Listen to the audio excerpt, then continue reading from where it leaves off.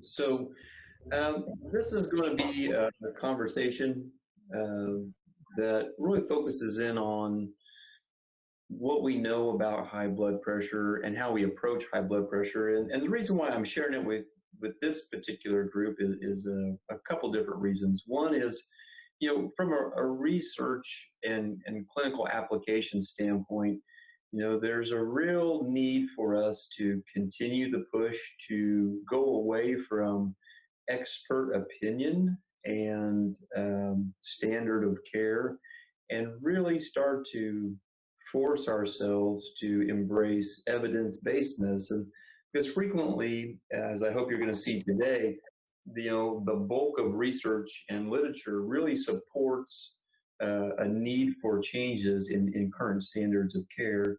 And if we're going to do all this research, then I feel like we should be obliged to be thoughtful about how are we going to utilize it to improve clinical care. So hopefully after we're done with this, you guys will have a good sense of where I'm going with this and why it is so very important that as bedside clinicians that we really understand and monitor the literature. So with that being said, let's go ahead and get started.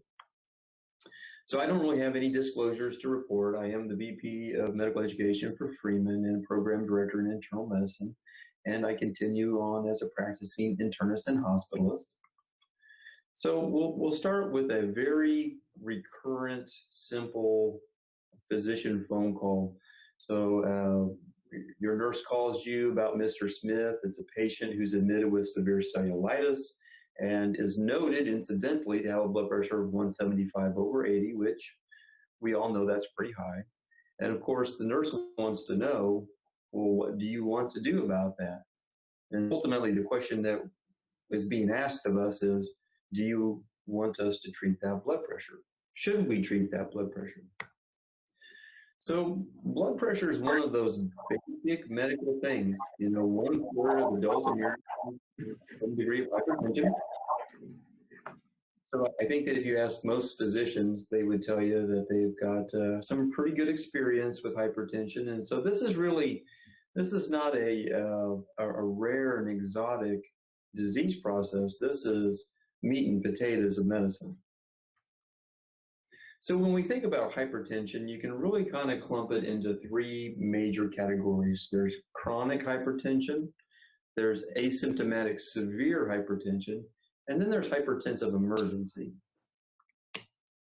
And the argument that I'm going to make to this group today is that we are taking what we think we know about chronic hypertension and what we know about hypertensive emergencies, and we're trying to apply it to this middle ground, this asymptomatic hypertension group. And I think that it's a real area of ripe for improvement, because I think that approach ultimately leads to bad outcomes and unintended consequences. So hopefully I will have a compelling argument for you guys today on why that is so. So, just to get us started, chronic hypertension, according to JNC 8, JNC 9, we know that blood pressures greater than 120/80 are considered high. And as they go higher and higher up the scale, we have stages for that. So I think we're all pretty well aware of that. Nothing exciting there. And I think when we think about chronic hypertension, here's what really drives our dread of high blood pressure. So check this out. For chronic uncontrolled hypertension, every 20 millimeter mercury increase in systolic or 10 millimeter increase in diastolic leads to an associated doubling of vascular mortality. And so I think that at the medical student level, at the physician level, I think this sticks in our brain, doubling of vascular mortality for every incremental bump in blood pressure. And I think that it really rules our thought process. But I think that the thing we need to be aware of on this slide is that the most important word is chronic. So yes, having long-term elevated blood pressures absolutely are well documented to lead to a lot of vascular complications. But I just can't overstress to you how important the word chronic is. This is not something that happens to us in a minute or a week or a month or a year. It takes a long time of experiencing sustained chronic blood pressure problems to really develop into a significant issue. And just to help me prove the point, and because I'm a bit of an amateur historian, I present for your viewing Franklin Delano Roosevelt, who of course is historically one of the best documented politicians of all time. He was a president for 4 terms, and prior to that, he was the governor of New York. There were a lot of doctors monitoring this guy for decades. And remember that through the 30s and 40s, there were no treatments for hypertension short of bloodletting. So this guy got no treatment. And as you can see, from 1931 to 1945, when he ultimately passed away in April, FDR had significant elevated blood pressures. It was not uncommon for him to go forever with blood pressures in the 200s over 100s. And absolutely, he did die of a brain bleed in 45, but it took him a decade of sustained chronic high blood pressures before he was able to get that ill. So I think that for me, this slide really documents the importance of the x-axis here. Time is the crucial element. So hypertensive emergency is when high blood pressure is actively, acutely leading to end organ damage. So if high blood pressure is giving you a stroke today, that's an emergency. If high blood pressure is giving you a heart attack right now, that's an emergency, okay? So hypertensive emergency is an immediate phenomenon. So we're going to take what we know, what we think we know about this chronic blood pressure business and how we think about this asymptomatic hypertension, and then we're going to apply that to this middle group, this hypertensive urgency, or as they've changed the nomenclature now, asymptomatic severe hypertension, which is really crazy high blood pressures, but now we don't see any end organ damage. So same blood pressures as hypertensive emergency, but with no emergency. The organ systems are handling that blood pressure load just fine. This is the group I really want us to focus in on today. So we're going to go down the old donut hole and look at where the gaps are in our knowledge base and what can we do to improve patient care. So the questions today that I want us to be thoughtful about and hopefully to answer are these. Are there significant benefits to treating acute but really severe asymptomatic hypertension? Are there any potential harms to doing so? And if we're going to treat, how aggressive should we really be with this population? So let's start in on our search for possible benefits. So this is a study that was done in 2012, came out of Clinical Journal of Hypertension, so hopefully they know something about blood pressure. And so what they showed here is that the prevalence of hypertension in the hospital setting was as high as 50%. So we're going to see, for those of us who roam the halls of a hospital, a lot of people with elevated blood pressures. But look at this. There's a lot of reasons why somebody has acute elevations in blood pressure. They're in pain. They're worried about their outcomes. They're worried about other things. They're worried about family. They're worried about how much it costs to come see a guy like me in the hospital. So there's a lot of secondary reasons why people are going to have very acutely elevated blood pressures. And in fact, when I see people in the emergency department, the first 2 or 3 readings on their blood pressures are probably 30 to 40 points higher than they're going to be in a few hours once they calm down. So the point is that you're going to see a lot of elevated blood pressures in the hospital that are really there for non-hypertension reasons. So here's a slide for you to ponder. Currently, as of 2020, there are no studies that have demonstrated a benefit of acute blood pressure lowering, even in those patients who had a hypertensive emergency, all right? So, of course, the key word here is acute blood pressure lowering. So I'm not here to debate whether chronically lowering people's blood pressure is a good thing to do. It is a good thing to do. But acutely, is there any benefits? Well, the science is not there. That study's not been done yet. So, but the problem is that there is potential for adverse consequences if blood pressure is decreased too rapidly. So if we're too aggressive, we can cause problems. Well, I'm not sure that we're causing benefits. So that's from a first do no harm perspective, this leads to some interesting problems. So this is from JAMA, era 2016, characteristics and outcomes of patients who present with hypertensive urgency to the office setting. And so the question that this study is looking at is when that person rolls into your office and man, their blood pressure is sky high, that 180, 190, 200 systolic, what's the better choice to make? Should you treat that patient and send them home for follow-up? Or should you send these patients off to the emergency department or the hospital to deal with their blood pressures? So this is a retrospective looking at about 58,000 patients. And let's take a look at what they found. So their outcomes that they were looking at were MACE, or major acute cardiac events, so heart attacks and such, uncontrolled blood pressure at 1 month and 6 months, and all-cause hospital admissions in 1 week and up to 30 days. And what we're going to find here is whether you just treated the patient and sent them home or you sent them to the emergency department, nothing bad really happens. So when you look at, these major adverse cardiovascular events, no particular differences noted. Blood pressure control was actually better in the patients that you treated and sent home.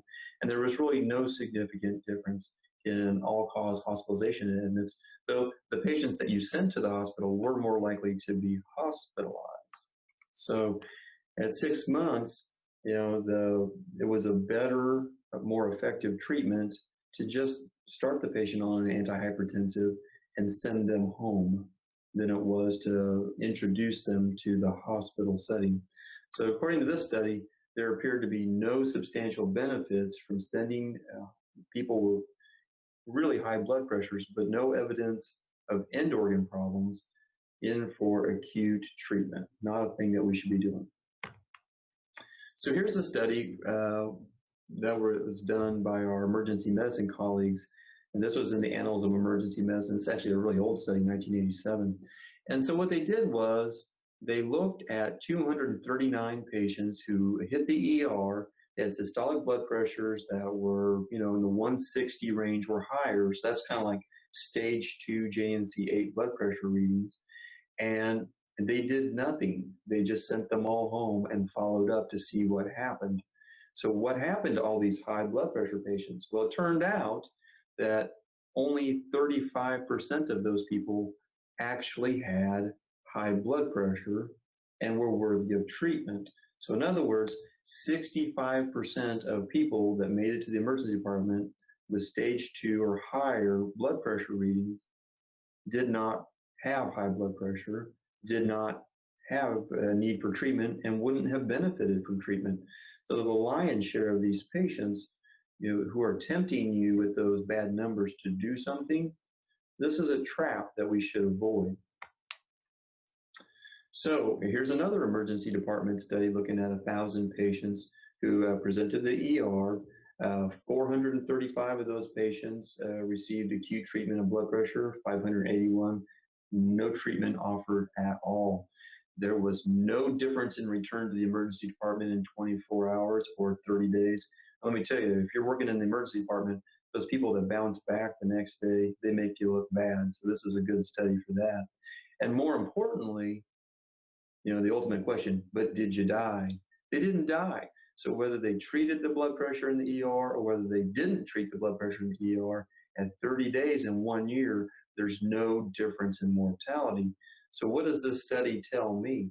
Should we be sending these patients to the ER, and should our emergency colleagues be treating blood pressure problems? The answer appears to be no, they should not. All right, so here's kind of just a perspective piece for you, and this is a real wordy slide. So I'm going to read through some of it for us. So looking at large-scale randomized trials, pharmacological antihypertensive therapy as compared to placebo produces a nearly 50% relative risk reduction in the incidence of heart attack, or I'm sorry, heart failure, 30 to 40% relative risk reduction in stroke, and a 20 to 25% relative risk reduction in myocardial infarctions. I'm just going to bottom line, when you do all the math on all of this, it takes, let's just jump to here. What these meta-analyses show is that you have to treat 100 patients for 4 or 5 years to prevent a single adverse cardiovascular event in 2 patients. So, and the reason why I'm pointing this out is just for perspective that, frequently as a clinician, when I'm getting these calls about doing something about blood pressure, there's a lot of emotional urgency in these phone calls. Oh my gosh, this patient has a blood pressure of 175 or 180. It's like, this is an emergency. If you don't clip the red wire, that bomb's going to explode. What we know from meta-analysis is that, you've got to treat a large cohort for half a decade to really reduce adverse reactions in just a real small percentage of patients. So keep that perspective in mind when you're thinking about how urgent and how aggressive you want to be in these situations. So in summary of the benefits, I got nothing, man. So acutely and aggressively treating asymptomatic severe hypertension, it doesn't decrease your admission rates to the hospital. It does not improve the major adverse cardiovascular events from happening, and nor does it improve mortality all the way out to 1 year. So I'm really kind of scratching looking for these benefits. All right, so let's flip the switch and let's go to an evaluation of potential harms when we're treating acute severe asymptomatic hypertension. So this story kind of starts back in like the 90s, early 2000s. And back then, one of the more common PRN or as needed blood pressure medicines was sublingual nifedipine. And this is a graph of just one patient's blood pressure changes after receiving just one dose of nifedipine. And as you can see, the patient starts at T-0. Her blood pressure systolic is like probably 220 over 105, 110 here. And so they give her one-time dose of sublingual nifedipine at 1825. And by 1900, the patient's systolic is about 70, maybe almost 80 over 50. And I think we would all agree that is an impressive, rapid drop in blood pressure. And so these sorts of things we're seeing early on with PRN antihypertensives. Now, here's the thing that we need to understand is a concept of autoregulation. So the way I explain this to medical students is autoregulation is what happens when you put your thumb over the end of the garden hose, right? So no matter what the pressure flow through the overall hose is, I can control outlet pressure by moving my thumb around. So I can put a lot of pressure on that. I can dump pressure out of that. And so that's kind of a good example of autoregulation. And it's a really important mechanism for human beings or any type of organism, I suppose, who has a vascular tree, because it allows us to maintain appropriate perfusion pressure to our organs over a wide range of systemic blood pressures. So if your blood pressure is really high, you can open up autoregulation. If your blood pressure is dropping down, you can kind of clamp down at the end organ side of it and maintain appropriate perfusion. If you don't perfuse your organs in real time, you don't get to have organs. So autoregulation is really important. So if that makes sense to us, here's the thing to know. If you're chronically hypertensed, you may have a real problem with autoregulation. And if you think about it, if we change our analogy from the garden hose to, say, a firefighter's hose, You try sticking your thumb over that thing, there's so much pressure coming out of the end of the hose, you're probably going to lose a thumb if you try that trick out. And so once your blood pressure is used to having very sustained, really high systolic pressures, we really don't auto-regulate very well anymore because you don't really need to. End organ perfusion is being maintained plenty by the high systemic pressures. And so if you don't practice this, you get really bad at it. And so the people that are chronically hypertensed, they start to lose the ability to effectively auto-regulate. The systemic blood pressure is what's keeping them alive. And so when you know that, and you see that amazingly drastic effect that nifedipine had on our patient, it's not that hard to understand why they might have found problems like, oh, these PRN antihypertensives cause strokes, they cause severe hypotension, they can cause myocardial infarctions, they were causing cardiac conduction disturbances because you couldn't get enough blood flow to your conduction system for it to function properly. They were able to cause some fetal distress, and they had some deaths.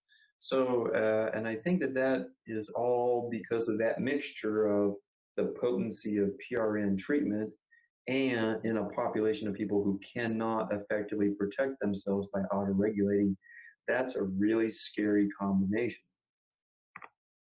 So, but hey, we don't use nifedipine anymore because it turned out to be a really scary medicine. So I guess we're done with the conversation.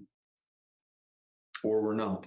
So we're going to look at, well, what are the PRN antihypertensives that we're using right now? So what I see a lot of is labetalol and hydralazine. So we're going to kind of pick at those a little bit because we're going to hopefully find they're really safe medicines and nothing to worry about here.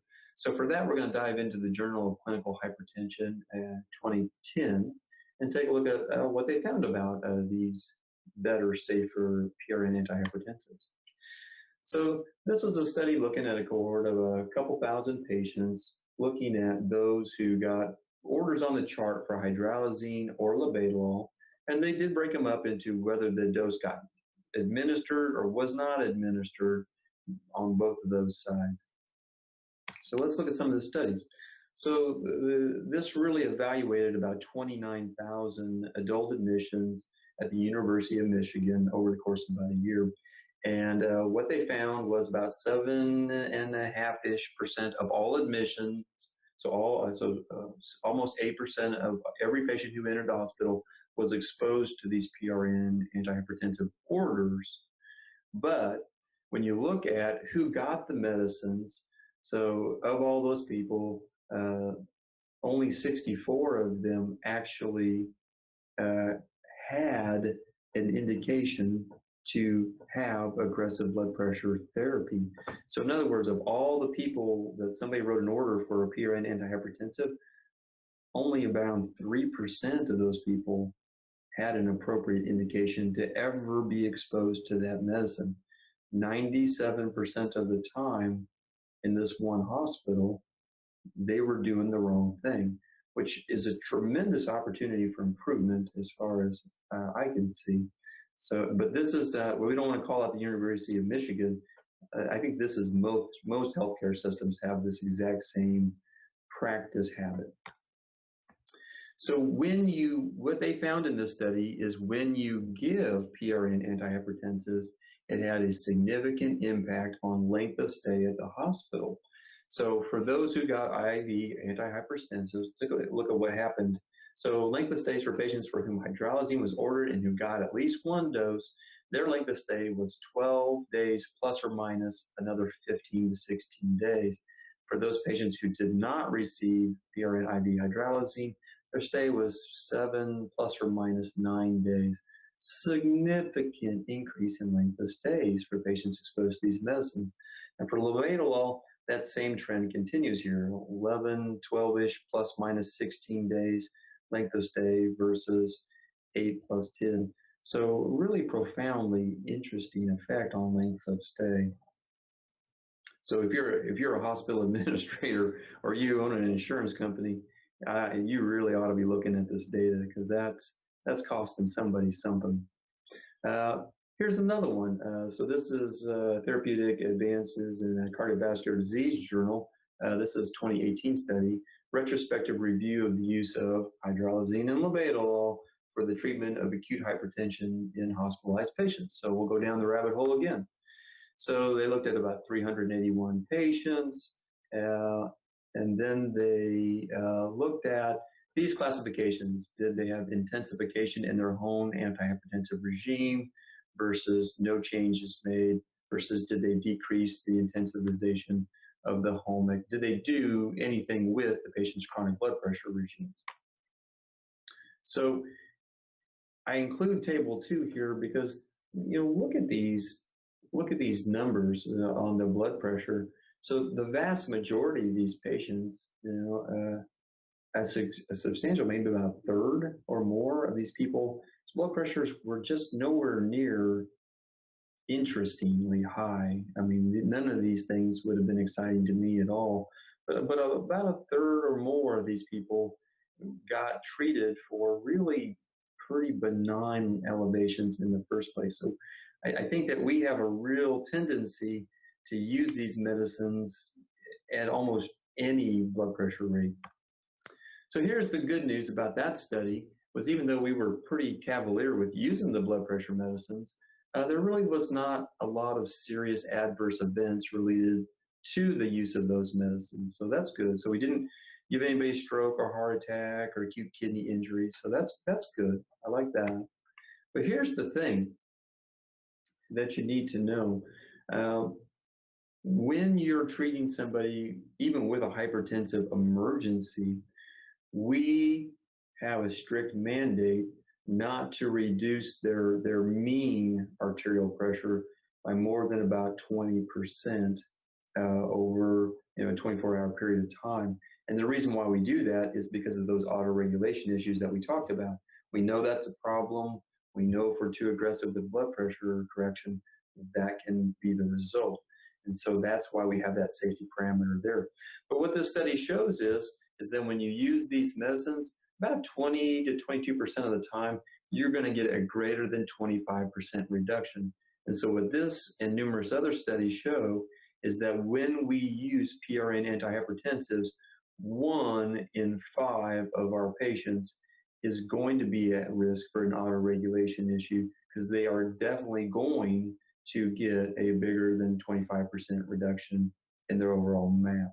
And so that's a scary number for a guy like me. 1 in 5 means if I did it to all 20 of the patients I saw today, about 4 of those people, I've opened the doors for potential disaster to occur. And I'm no statistician, but I think if you play a game like that, you're definitely going to lose at some point.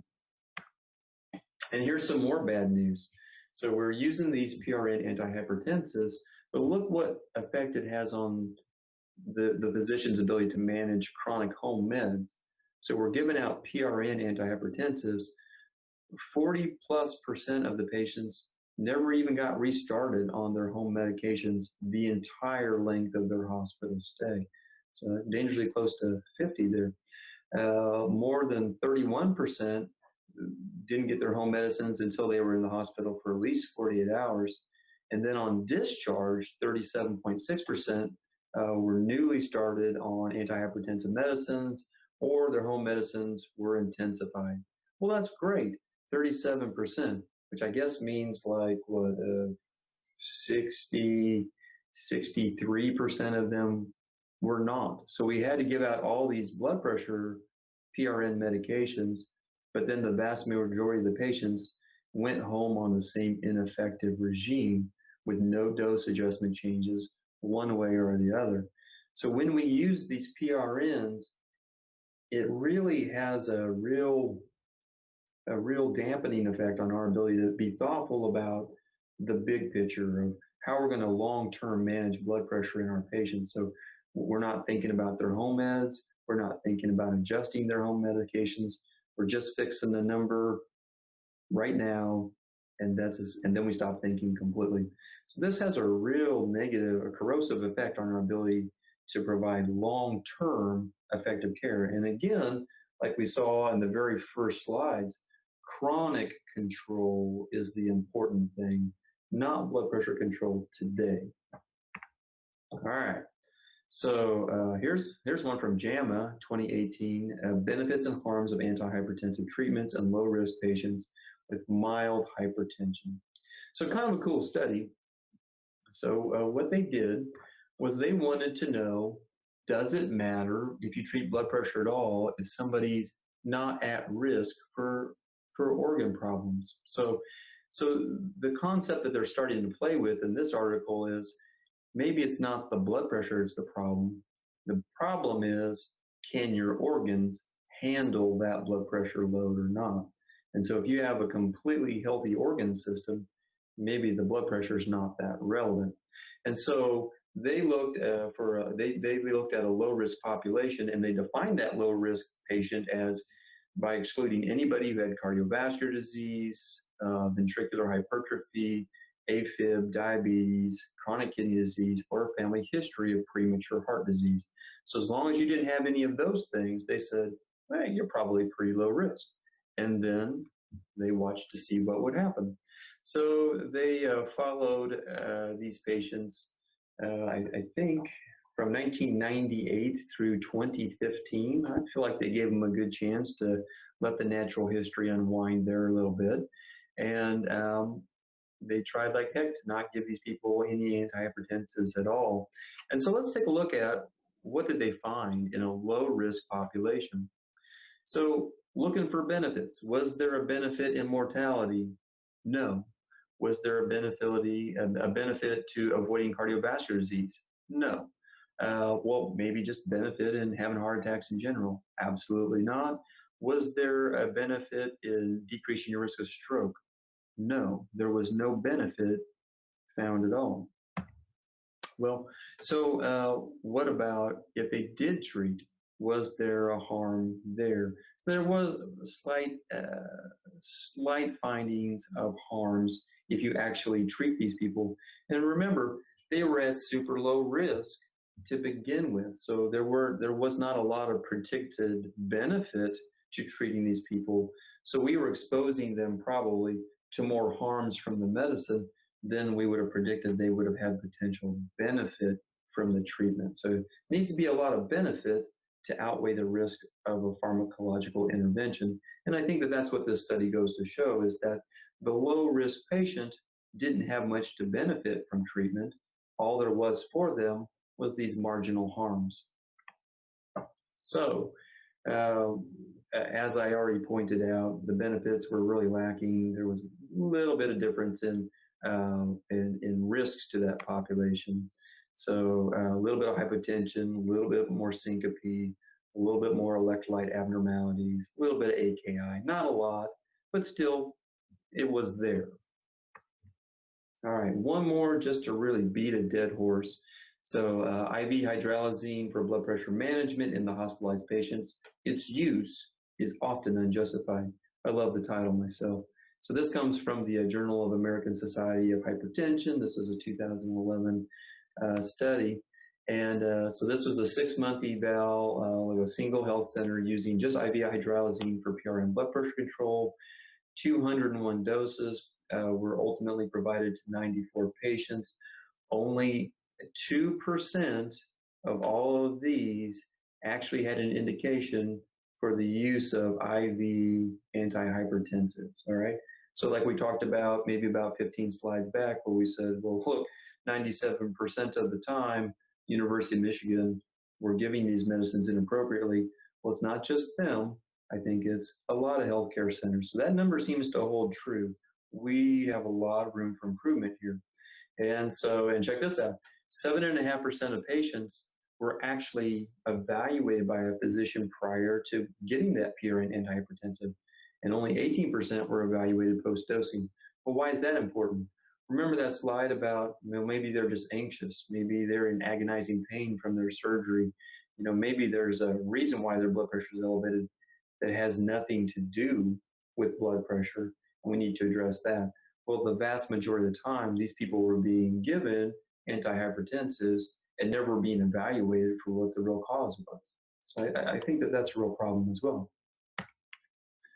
So during the 2 hours following, what's that? Right. Dr. Nathan doesn't do a lot of kids, and We don't. I don't think that was a question. Go ahead, Dr. McNab. That was an open mic. Gotcha. Open mic moments. I've been led to believe recently a hot mic can get you into real trouble. So during 2 hours following giving IV hydralazine, blood pressure dropped by a mean of 24/9, plus or minus an additional almost 30/15. 17% of those people resulted in a greater than 25% reduction in systolic blood pressure, which is what the last study told us too. If we give PRN antihypertensives, 1 in 5 of our patients is going to be subject to a much bigger drop in their MAP than we think is safe for our patients. So there's some real concordance amongst the literature. And also adjustments of long-acting oral medications were only made in about 25% of patients within 24-hour dosing.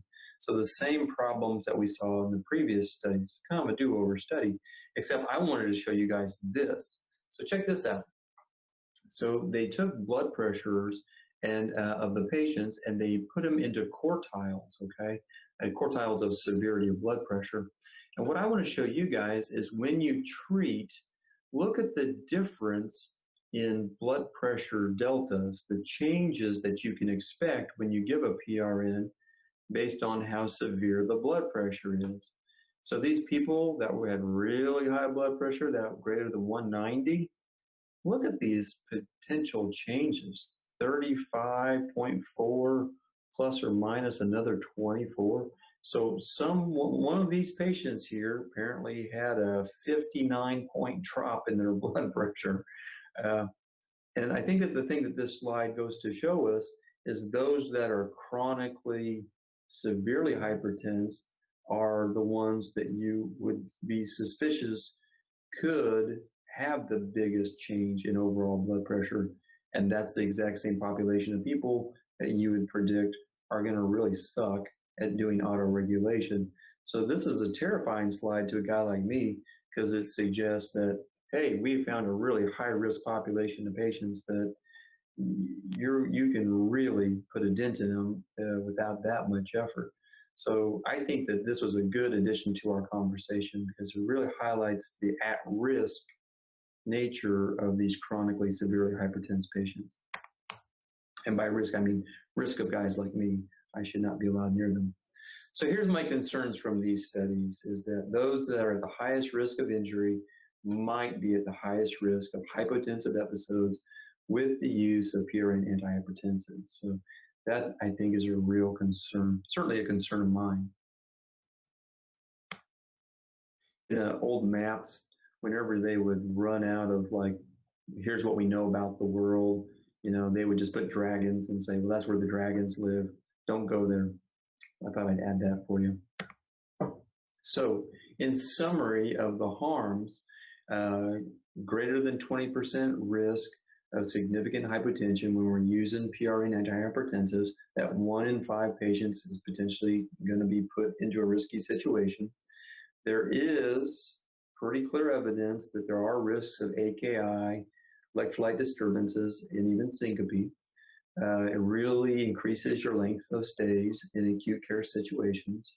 And even more damning, it really inhibits the provider from addressing appropriate chronic blood pressure management.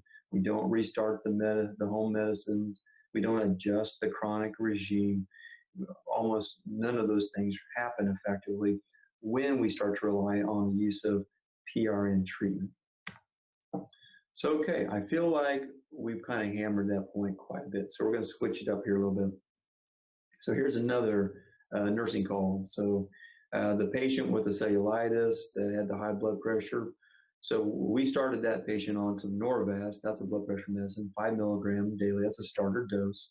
And we ordered that yesterday. So our Mr. Smith's gotten 1 dose, maybe 2 doses tops. And so the nurse calls and says, well, look, man, I gave that Norvasc. The patient's blood pressure is still 168/80. That's high. Now what are we going to do about that?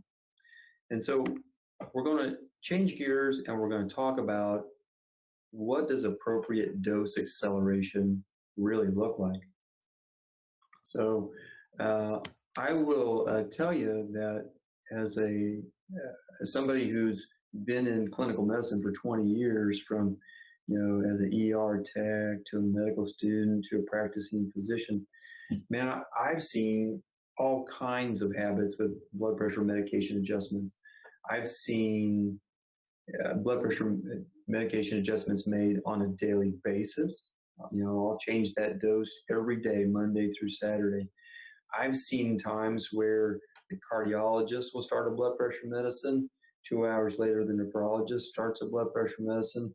The hospitalist will adjust a blood pressure medicine. I've seen a lot of pretty good physician staff making really aggressive day by day or even hour by hour dose changes to blood pressure medicine. So for those of you who are getting into clinical medicine or been in it for a while, I suspect you're probably going to see that. And I want to get there first to give you some ideas about what's really appropriate. So when you really go through the literature and look at what's an appropriate time period to say whether a dose has gotten to maximal effect is 4 to 6 weeks. So when I give Mr. Smith his one pill of Norvasc 5 milligrams, if the question is that a good dose for him? My answer is, come and see me in a month and a half and I'll answer your question. I have no idea whether that's going to be the right dose for him or not. You have to let him get all the way to steady state, and that takes a month and a half. So if you're going to insist on changing his dose every 4 hours or every day, you're going to really have the ability to really overshoot what their ultimate need is pretty easily. And I can tell you, because I work on the inpatient and outpatient side, that it's not uncommon that you'll see a patient get discharged from the hospital with changes to their blood pressure regime. Then they follow up in the office setting a week or two later, and their complaint is, I'm passing out, I feel faint, I can't get up on my feet, I feel miserable, what's going on with me? And you check their blood pressure and it's 65/40. And it's because they've now been on a dose of medicine long enough to really start to see an effect. And that effect is too much. We were too aggressive on the hospital side. So here's one. This is the A-time study. The rapidity of drug dose escalation influences blood pressure responses and adverse effect burdens on patients with hypertension. Kind of wordy, but worth looking at. So look at this study. This was done in 2000, Archives Internal Medicine, my favorite. So they took almost 3,000 hypertensive patients, and they broke them into two groups. One was the slow titration group, and one was the fast titration group. And so look what they meant. So the fast titration group, they got a 2-week follow-up, a 4-week follow-up, a 6-week follow-up. The slow titration group got a 6-week, 12-week, 18-week follow-up. To be honest with you, based on my clinical experience, neither of these seem fast. This does not seem that fast to me. So, but that was the fast group. This was the slow group. So here's what they found. So slow group, fast group. So looking at blood pressure normalization, what percentage of people actually got their blood pressure under control? The slow group consistently outperformed the fast group at each one of those visits. Going slower led to better blood pressure control. So a similar percentage of patients in both groups experienced adverse events, so about 10% in both. But here's the thing, when you look at the severity of the bad outcomes that the patient had, if they experienced an adverse event, the slow group had significantly lower severe adverse reactions, almost by like half, right? So, and I think that intuitively makes sense to us. If we're super aggressive and overshoot the blood pressure, then we would expect to see a larger burden of more severe symptoms and side effects because of that. So I think the 8-time study showed that pretty well. So number one, we got to better blood pressure control overall when we went slower, and we suffered less severe side effects. This seems like the path of wisdom to me. So I read this in 2016. Most physicians overestimate treatment harms over benefits.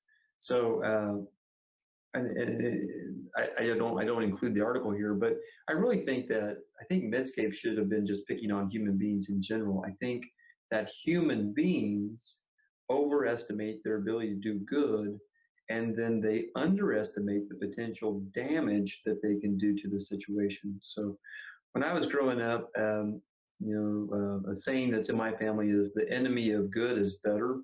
And if that doesn't make any sense to you, if you've ever tried to cut your own hair and screwed it up and tried to fix it and screwed it up again, I think you start to get the point. We think we're pretty capable of doing good, and in fact, we frequently are wrong. And in our attempt to make the situation better, we worsen it. So I think that Medscape was right that frequently, because physicians are a subset of human being, or as I like to call them, hairless monkeys, I think that this phenomenon impacts us as well. So I think that that's why we see the patterns that we see with how we're interacting with these blood pressure medicines.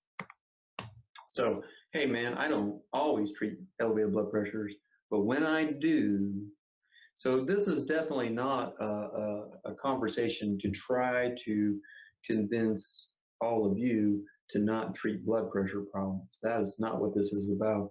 It's more about a nuanced conversation about how can we do it so that it actually benefits our patients the best. So if I were to treat elevated blood pressures, I would probably listen to my colleagues in the pharmacology world, because I think they've got some great recommendations for us. So I borrowed this from the Journal of American Society of Hypertension. This came out in 2016. I think it's got some really good stuff in it.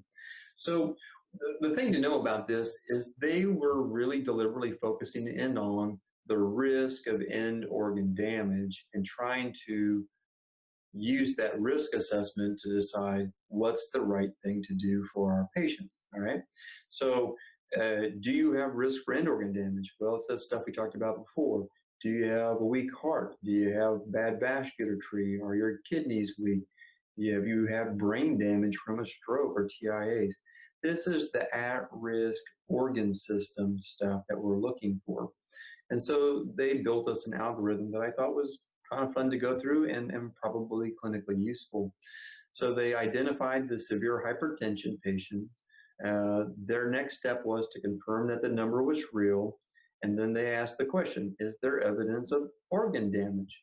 If the answer is yes, well, hey guys, we know what to do with hypertensive emergency, and that's a whole nother lecture, and every medical student in the world knows how to follow that algorithm. So we don't need to talk about that. But if there's no end organ damage, then what we're talking about is asymptomatic severe hypertension. So the next thing to look at is, are you at risk for organ damage? Could that blood pressure hurt you now? If the answer is yes, okay, that's hypertensive urgency, and we should probably address that in real time. If the answer is no, we need to treat that differently. So first, let's talk about, what did they think we should do in a stepwise manner? And they thought that first we should identify and treat the underlying issues. And much like some of the other studies we looked at, well, you big dummies, did we not give them back their antihypertensives? Did we address their pain control? Are they about 7 liters up in their IV fluids and they're hypertense because you have filled their vascular tree to the point of exploding and they just need to be diuresed? Are they anxious? Are they going through withdrawal? Because if you find those things, they don't need antihypertensives. They need those particular issues addressed. So I think that's right. You should always treat the primary issue first. So they said, if there's no real perceived risk of end organ damage, then this is severe uncontrolled hypertension. Step number 1, correct all those correctable things, diuresis the patient, fix their anxiety, take care of those things first. Does the patient have a diagnosis of hypertension? If the answer is yes, okay. Does their blood pressure remain persistently elevated? If it does, then here's what you should do. Change their chronic regime. So if you're chronically on 5 milligrams of Norvasc per day, maybe now it's time for you to go up to 10 milligrams of Norvasc. But you're going to take that at home. You're going to follow that same dose for 6 to 12 weeks. And when I see you again, we'll see how it's doing. If the blood pressure has not been persistently elevated, if it's episodic, ignore it. Why would you want to treat an episode? You want to treat a chronic problem. So that makes perfect sense as well. If the patient does not have a diagnosis of hypertension, well, if the blood pressure is persistently elevated, well, maybe it's time to make a diagnosis of hypertension and start that person on a chronic regime. So you would go back to your JNC9, put them on HCTZ, start them on an ACE or an ARB. We know what to do with those people. And if their blood pressures are not persistently elevated, well, again, I'm only here to treat chronic blood pressure problems, not episodic. Well, okay, but sometimes people are at risk of end organ disease. The hospital, turns out, is filled full of those things. So when you meet these patients, so your concern should be, I don't think that their vascular tree can handle that kind of blood pressure. You know, that guy has a known history of a 4.8 centimeter AAA. How long do you want to let that blood pressure be that high? You know, and just see how you can expand that aneurysm out and see where that takes us. You know, if the risk is there, then they still go back to correct underlying issues first. But then once you've done that, maybe consider a one-time dose of a short-acting oral antihypertensive with just the goal of try to get their blood pressure down below 160 over 100. And then after that, if it's persistent, do you need to readdress their chronic blood pressure regime? So they're really just trying to take enough pressure off so that you don't have to worry about that at-risk organ system, which I think seems to be at least a good first attempt to try to right-size the patient's risk to the patient's ability to benefit from the intervention. And I think that that really is what we need. Now, here's what the pharmacists think we should be doing. They think if you're going to give anybody a PRN antihypertensive, it should probably be oral. And they really stressed the use of short-acting clonidine. And the reason why is because, number one, it's pretty short-acting.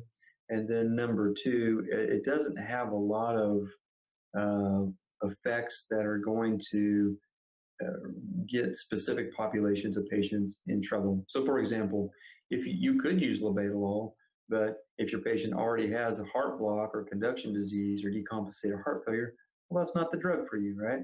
You could use an ACE inhibitor. That's a vasodilator. That would work. But if your kidney function's jacked up or you already have severe electrolyte abnormalities, man, ACE inhibitors probably aren't for you. And here's what they absolutely hate. They absolutely hate hydralazine, not recommended, period, due to unpredictable response and risk of reflex tachycardia. And I'll tell you, even with oral hydralazine, guys, as a PRN, that 1 in 5 greater than 25% reduction in MAP, that's not an IV effect. That's a hydralazine effect. So whether you're giving an oral IV, you're still, you give it to 5 patients, one of those patients is going to challenge you. So clonidine isn't a great medicine, and I know somebody in the audience is just squirming to tell me about, what about rebound hypertension when you use these medicines? And yeah, if you're using a lot of clonidine chronically, and then you take it away, you can certainly see rebound hypertension. As a one-time dose to just try and scoosh you down below 160 over 100, it's probably going to be okay. Probably the least risky of some of these other things. So, in summary, benefits versus the harms of aggressively treating asymptomatic severe hypertension, and in particular, the use of PRN medications, they don't decrease your admission rate to the hospital. It doesn't improve your ability to avoid major heart attacks and cardiovascular damage, and it doesn't stop your patients from dying. As far as harms go, greater than 20% risk of causing significant hypotension and all the issues that go along with that. It increases your length of stays in the hospital, which as a hospitalist makes me nuts.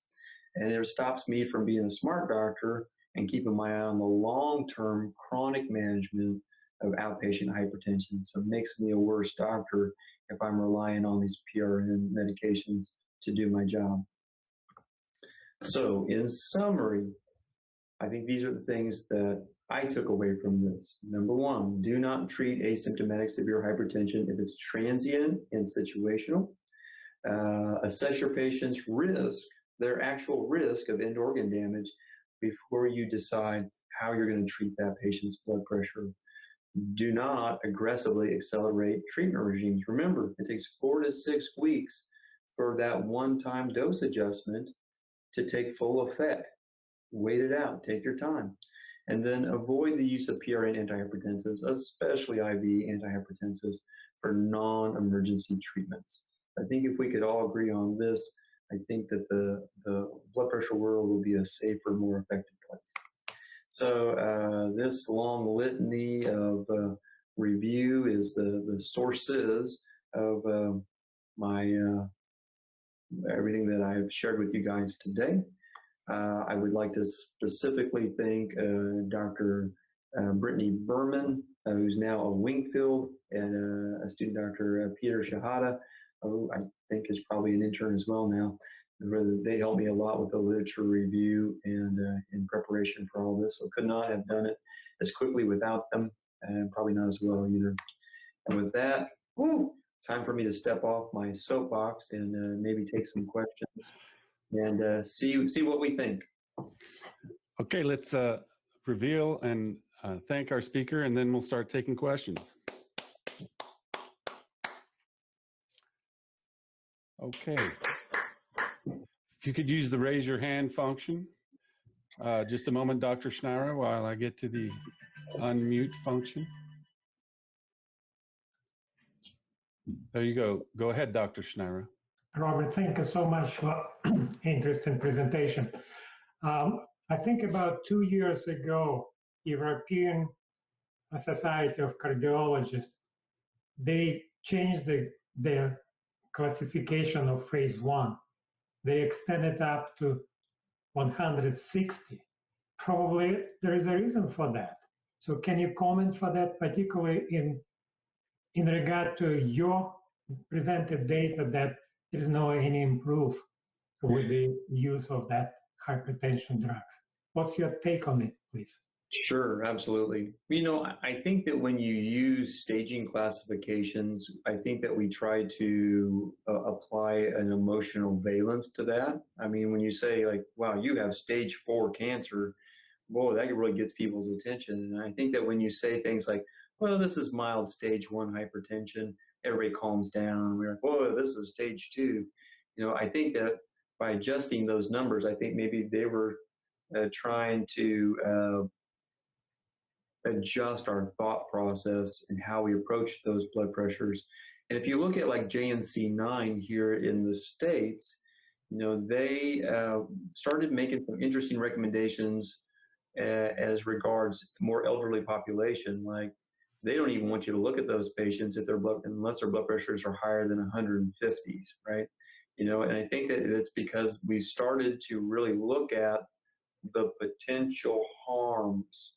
So I think we're starting to wake up to the idea that, man, you can really hurt people with blood pressure medicine. So maybe we need to find some way to kind of damp down this visceral urge to do something. So I can't speak for the Europeans and why they did that, but if I had to guess what they were trying to accomplish, I bet it's that. Thank you. Yep.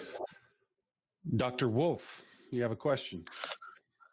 Yeah, actually, you mentioned the JNC9. Is that actually out? Because I had JNC8 and the AHA thing, and I'm just sitting here frantically doing a Google search to see if I can actually find that and try to figure out how that may have changed. And because I was going to ask you which of the two that were out there you liked better. So right now, I don't think that they have released a JNC 9 yet. They tend to come out every 2 to 3 years. So it should be due here fairly soon, I would think. And I have not seen what's on there. So most of my education, I mean, I cut my teeth on JNC 7, and then JNC 8 has been with us for a little bit now. And I don't necessarily agree with, maybe it's just because I grew up with JNC 7. It feels so much more like home and more comfortable to me. But for right now, that's still our guideline. So if I said JNC 8 or JNC 9, I did not mean to tease you. I don't have any insider knowledge on what that will include, but it should be coming fairly soon. Okay, so I was curious. I mean, I'm going to look up more into the clonidine because I have to lecture on hypertensive emergency pretty soon, and I was not aware that clonidine was recommended for that.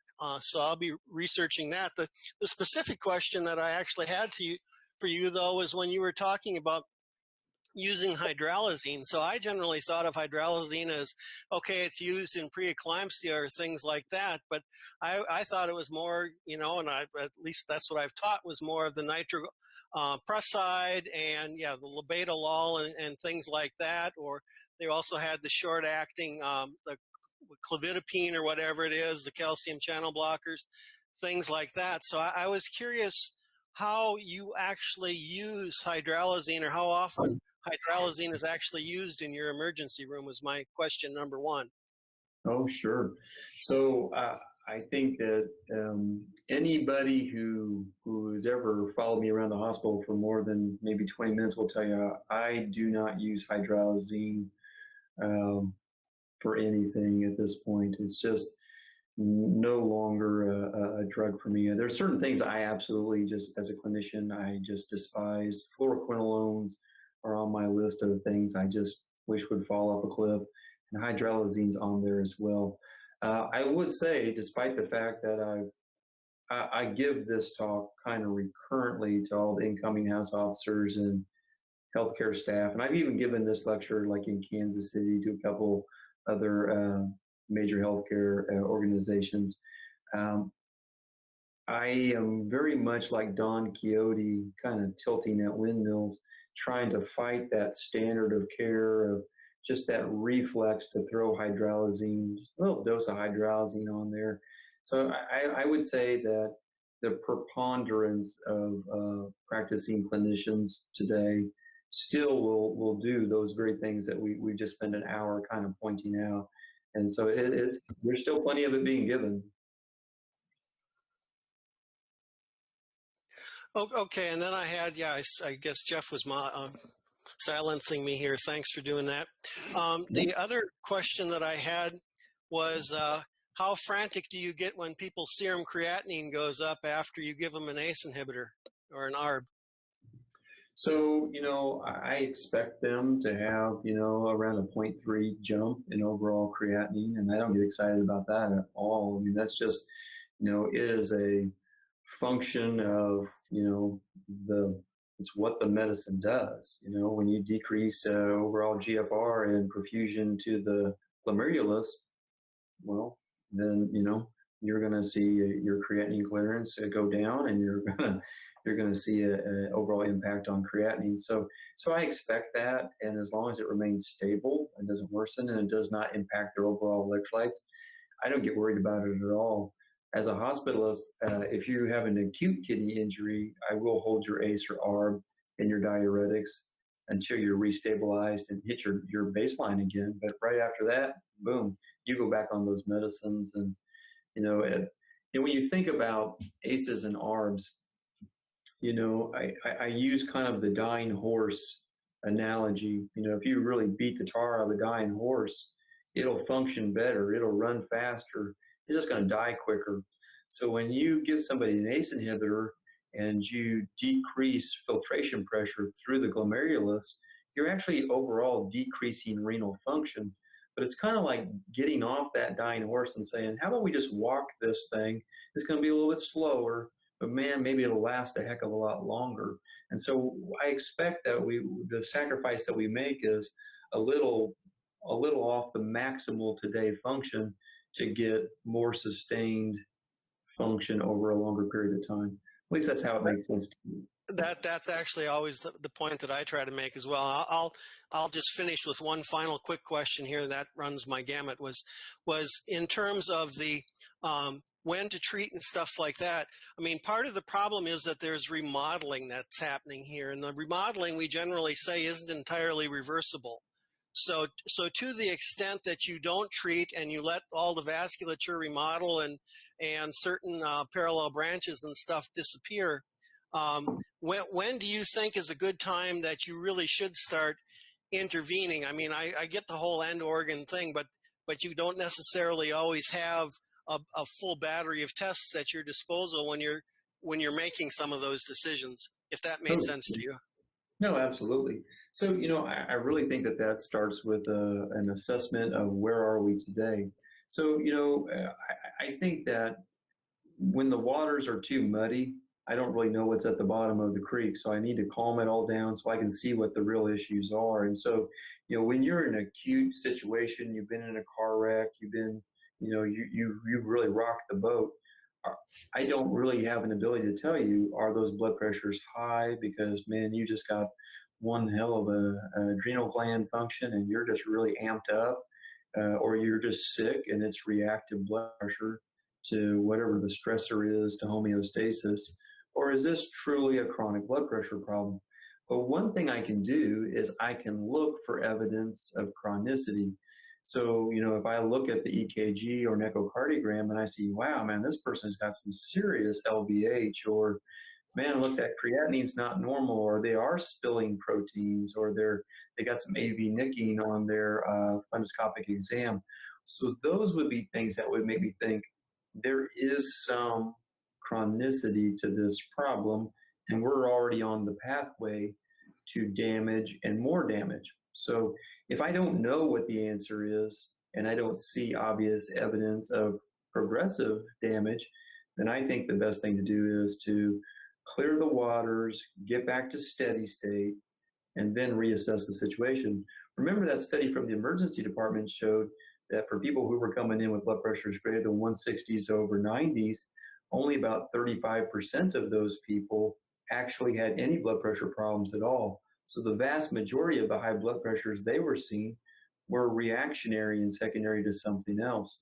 And so I really need to know which one of those patients we have, because if I'm starting you on an antihypertensive and you don't have high blood pressure, it's all harms and no benefits, right?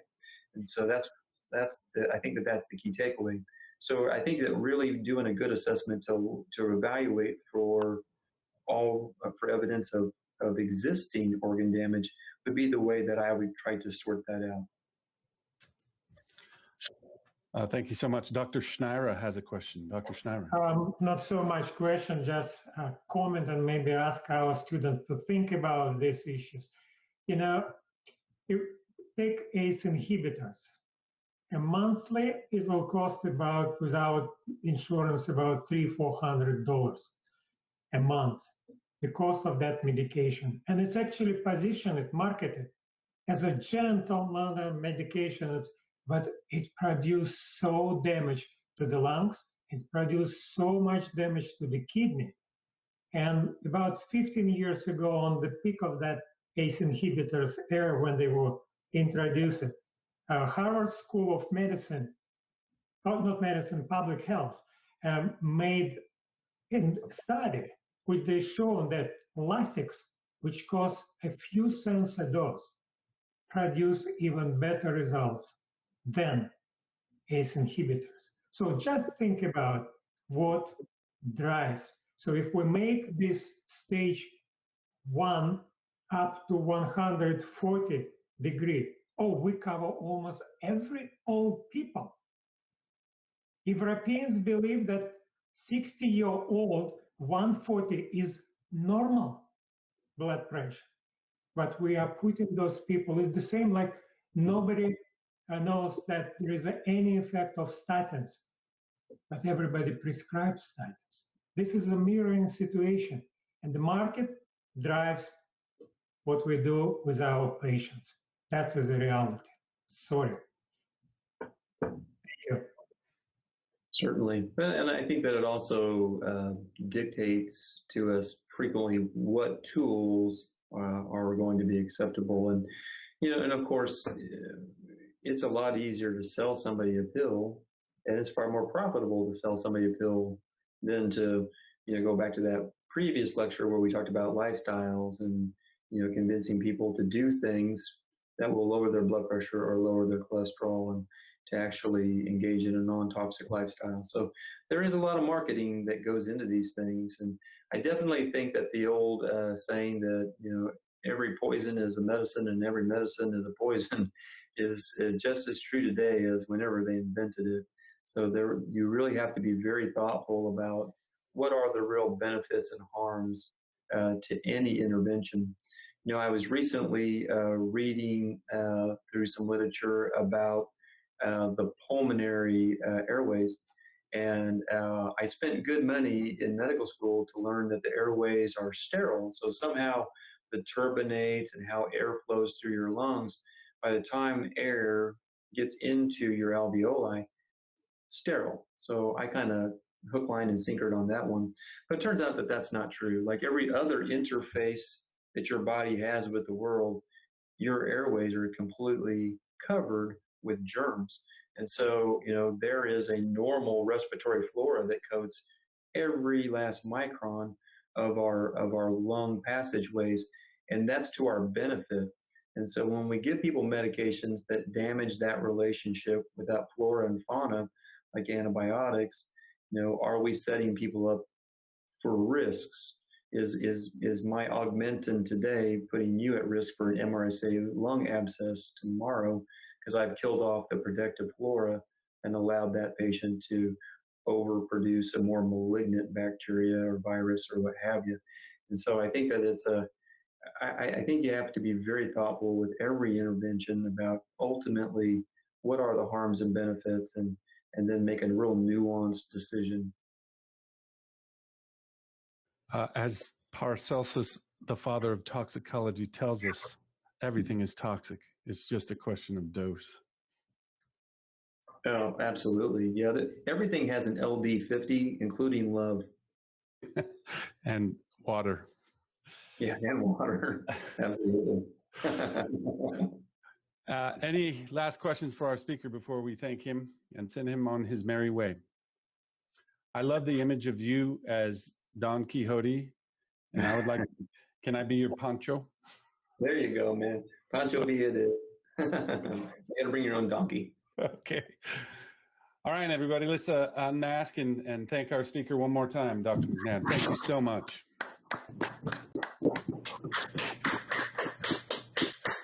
And thank you everybody for coming.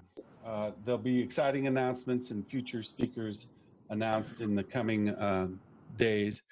We may move this to a bi-weekly and even possibly a monthly seminar series. Stay tuned, and we'll send out announcements to that effect soon. Thanks again for coming. Bye-bye. Have a great day. I was following her. She was giving it to him on July the 8th, but there are no pills in the bottle, and I didn't know if I was supposed to get it refilled or not. Okay. So I need a refill. Yes, I want to restart the furosemide.